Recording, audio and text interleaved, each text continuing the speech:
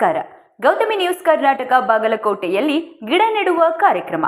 ಬಾಗಲಕೋಟೆ ನಗರದ ಡಾಕ್ಟರ್ ಬಾಬಾ ಸಾಹೇಬ್ ಅಂಬೇಡ್ಕರ್ ಕ್ರೀಡಾ ಹಾಗೂ ಗ್ರಾಮೀಣಾಭಿವೃದ್ಧಿ ಸಂಸ್ಥೆಯ ವತಿಯಿಂದ ಶುಕ್ರವಾರ ನವನಗರದ ಸೆಕ್ಟರ್ ನಂಬರ್ 17ರಲ್ಲಿರುವ ಸಂಸ್ಥೆಯ ಕಚೇರಿ ಹಾಗೂ ಸುತ್ತಲಿನ ಸ್ಥಳಗಳಲ್ಲಿ ಗಿಡಗಳನ್ನು ನೆಟ್ಟು ನೀರುಣಿಸಲಾಯಿತು.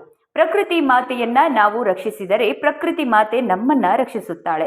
ಪರಿಸರವಿದ್ದರೆ ನಾವು ಎಂಬುದನ್ನು ಅರಿತು ಪರಿಸರವನ್ನ ಪ್ರೀತಿಸೋಣ, ಬೆಳೆಸೋಣ ಎಂಬ ಸಂದೇಶವನ್ನ ಸಾರಿದರು.